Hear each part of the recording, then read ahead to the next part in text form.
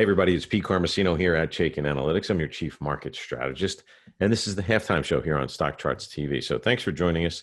Each and every week, we kind of go over the markets. We talk about just some sectors that are breaking out or just trending in one direction or another. We kind of look at the markets from a weekly perspective on the S&P.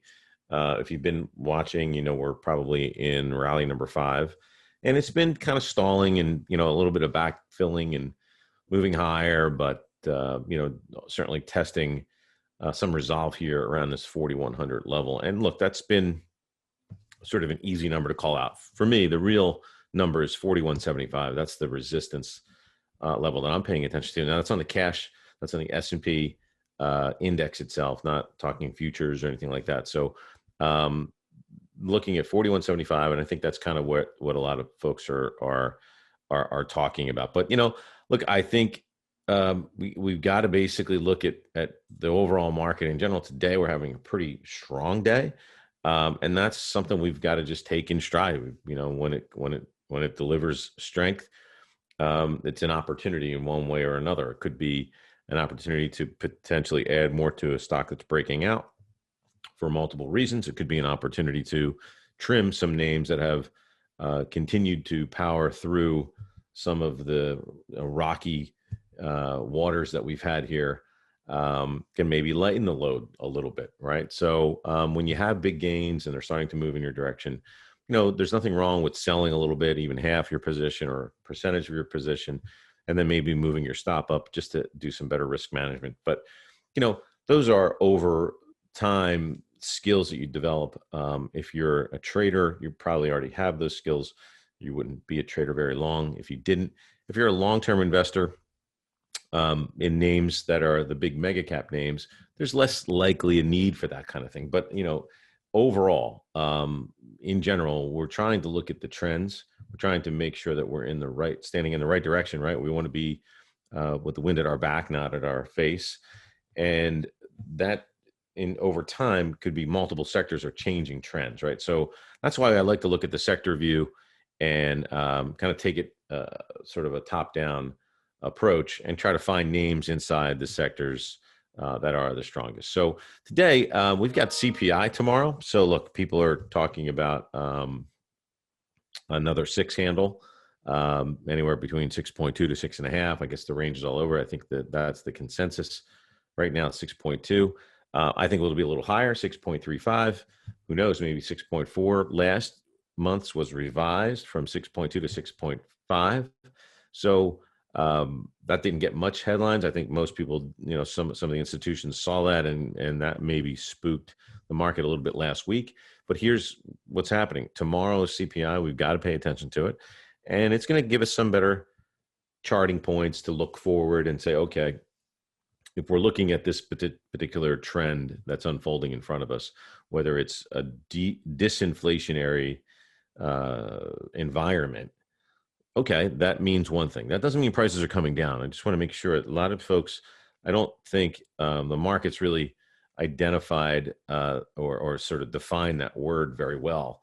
When Powell said disinflation, that's just the slowing of the inflation rate. The rate of change is slowing, right? That doesn't mean it's rolling over. Like inflation isn't deflating, right? That's a different term. Right? When your tire deflates, right, it gets less air. So you look at it in that respect, that means the prices would be coming down, right? Less air would be lower prices. But that's just not the case. Disinflation is you're not inflating it anymore. You're pulling it out before it pops. And that's probably where the Fed, is sort of massaging their numbers and really trying to thread the needle. To be honest, they're doing a pretty good job. It's frustrating to hear Powell one day be super hawkish, another day be dovish, another day not really be anything at all in these interviews and these speaking engagements that he has. But overall, I think he's treating the market gently and with kid gloves. But at the same time, the market has taken its lumps, but really hasn't fallen or been knocked out, so to speak. So we're waiting with bated breath for tomorrow's number, and CPI is going to be certainly the talk of the town, talk of Wall Street this entire week. So let's start to look at some of the charts today. We're going to look at some sectors. Actually, we're going to look at mostly sectors today. I'm not going to look at any stocks because gosh, who knows what's going to happen in this particular week? But I think we've had a series of names that we were bringing to the table. Kind of looked at our special lists that we have from week to week inside the Chaikin system, and as I said, that's available as a separate subscription. And obviously, you can buy the plugin for the Chaikin Power Gauge on individual U.S. stocks on the ACP platform. It's $39.99. It's really simple. I'll show it to you where you can find it on the ACP platform. So with that, let's dive into some of the sector charts and see what's going on.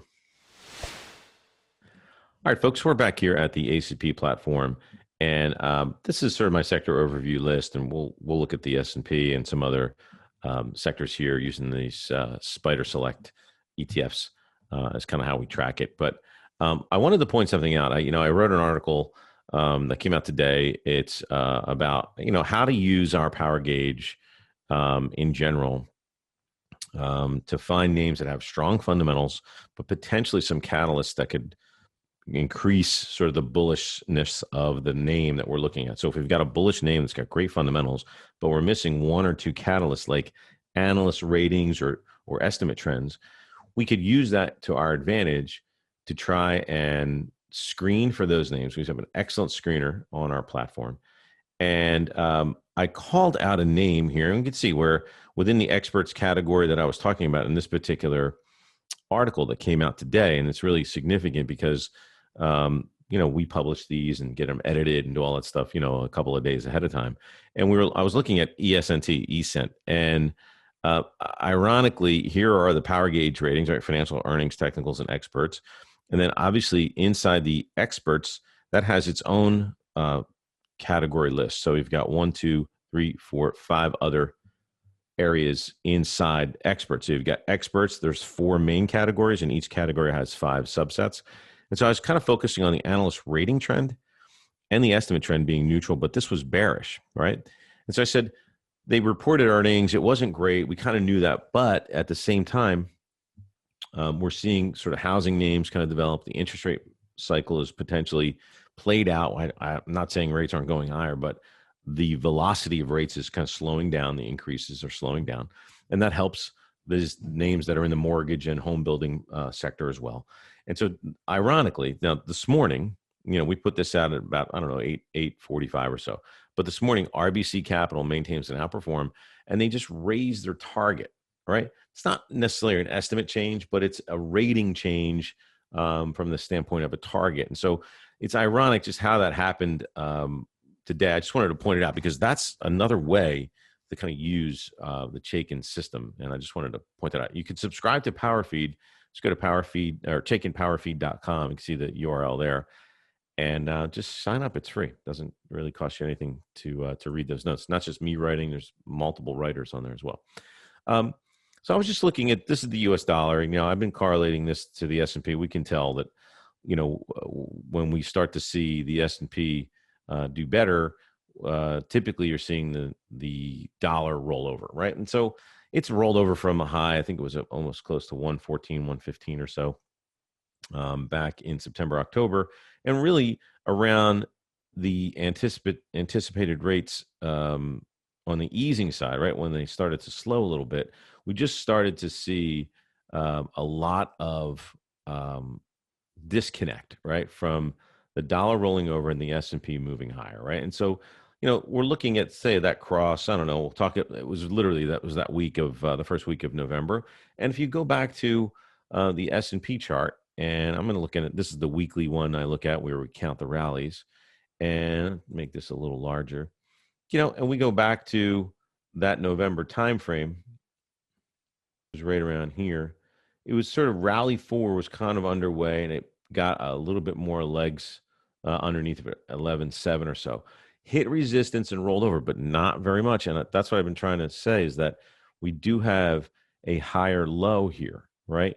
I think, specifically that was being helped by the dollar weakness versus its strength that it's had so long. So we're still in rally 5. We're trying to push above this 41.75, as I keep calling out, as our resistance. We're right in this sort of quagmire of trend lines, moving averages, and important levels kind of all in one spot. Now, it can be a little dicey here, but that's kind of what we're seeing.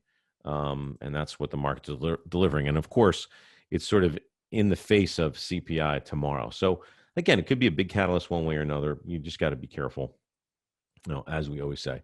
And really, it goes without saying that obviously the dollar can be correlated to emerging markets as well. And that's where you started to see, again, where the dollar weakness occurred on this vertical line around November 10th, really started to break its trend line. The weakness started earlier, and that's when the S&P or the EM bottomed, and the S&P did as well, right? So you're starting to see, if you understand the correlations and you can sort of map them out, just keep those charts saved like I do, just create a list and just kind of run a correlation, about 120 days or so. You can choose any time frame you want, but put 2 charts over here and just look and see how they react, right? And that kind of helps you out from a standpoint of foreign currency exchange risk and U.S. dollar risk. So as we've been saying here, materials has been kind of flat. It's hitting up of resistance or so.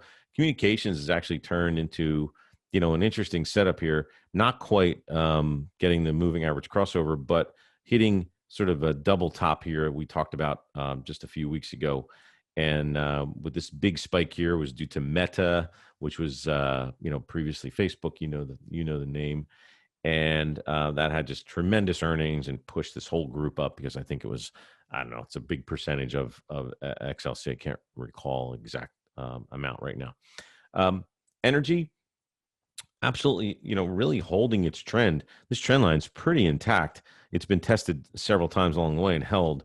Obviously, we know that kind of weakens over time. You're starting to see this top get a little bit more sideways than it was on a 45-degree angle earlier in the in the chart here of 21 and 22.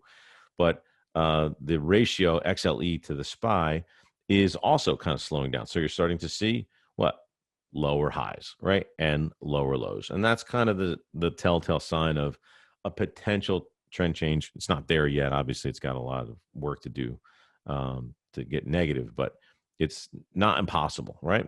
XLF relative to the SPY we talked about a few days ago. I want to look at technology because I know that's big on everyone's radar, and we did see a moving average crossover. Now, this is on the actual ETF, but not so much on the ratio. That doesn't necessarily have to correlate exactly, but it's nice when they do.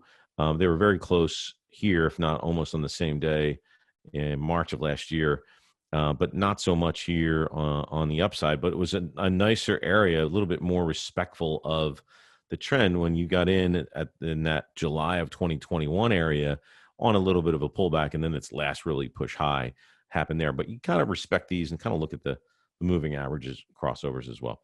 And look, staples have kind of been sideways. They've done their job as a defensive sector, but it looks as if people are using this as what we call proceeds, right? In other words, selling this to buy something that's a little bit more growth oriented.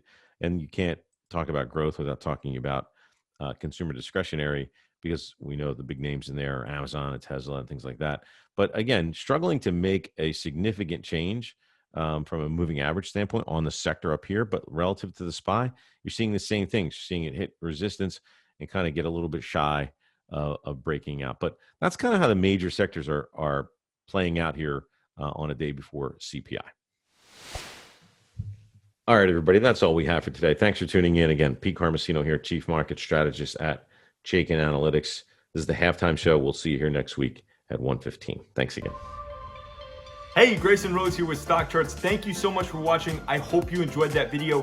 If you did, consider giving it a like down below, maybe leave us a comment, and if you're new to the channel, you can subscribe at the link up above. We're gonna bring you daily content from an incredible collection of technical analysts and financial experts.